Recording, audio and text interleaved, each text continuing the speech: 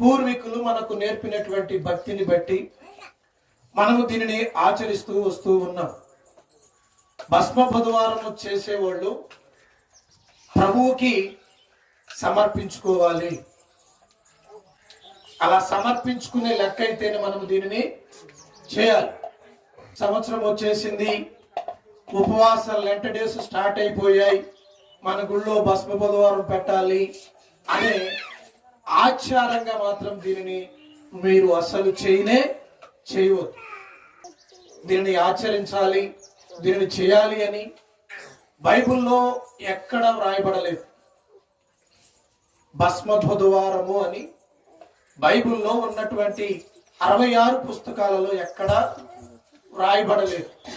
కానీ కొన్ని డినామినేషన్స్ మన భారతదేశంలోనికి బైబిల్ని తీసుకొచ్చినటువంటి తరువాత ఈ ప్రజలను, విగ్రహారాధనలో ఉన్నటువంటి ప్రజలను, ప్రార్థనే తెలియని ప్రజలను, వాక్యమే తెలియని ప్రజలను ఏదో ఒక విధంగా ప్రార్థన దగ్గరకు తీసుకురావాలని, ప్రార్థనలోనికి నడిపించాలని ఏర్పాటు చేశారు.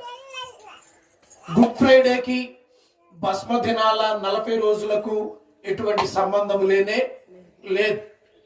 యేసు ప్రభు గారు 40 దినాలు శ్రమ పడింది, బాప్తిస్మము పొంది ఆయన యొక్క సువార్తను ప్రకటించడానికి సిద్ధపడే ముందు దినాలలో బాప్తిస్మము తీసుకోగానే అపవాది చేత అరణ్యములోకి కొనిపోబడి 40 దినములు రాత్రింబగుళ్ళు ఉపవాసం ఉండి అపవాది చేత శోధించబడ్డారు. ఆయన ఆ శోధనలన్నిటినీ జయించిన తరువాత ఆయన సువార్తను ప్రారంభించారు. సాతాను శోధనలన్నిటినీ జయించిన తరువాత ఆయన సువార్తను ప్రకటించారు. ఇంతకు ముందు ఉన్నటువంటి డినామినేషన్లు ఏం చేశారు, దీనిని ఎలా పెట్టారు అంటే, ఆయన బాప్తిస్మము పొందిన ఆ 40 దినాలలో తీసుకువచ్చి గుడ్ ఫ్రైడేకి ముందు పెట్టారు. ఆయన చనిపోయే ముందు 40 దినాలు మనము ప్రభువుతో గడపాలి అని ఇది పెట్టారు. కానీ రాను రాను ఇది ఆచారం అయిపోయింది. ఇది భయం లేని భక్తిగా మారిపోయింది, విలువలేని సంఘాలుగా మారిపోయాయి. వాక్యము 40 దినాలు ఈ రోజు నుంచి ప్రారంభించబడితే ఒక పరిశుద్ధమైనటువంటి ఆదివారాన్ని లెక్కించకుండా చేశారు. మనకు విశ్రాంతి దినము ఆదివారం, వచ్చేటువంటి విశ్రాంతి దినాలు ఈ 40 దినాలలో లేవు. ఆదివారాలు తీసివేసి ఉన్నటువంటి వారాలను 40 దినాలుగా ప్రకటించారు.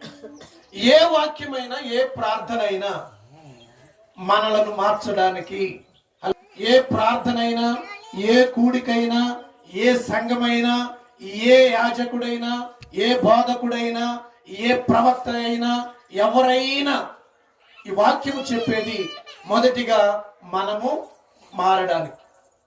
వాక్యము, ప్రార్థన మనము మారడానికి. మొదటిగా మనము మారాలి.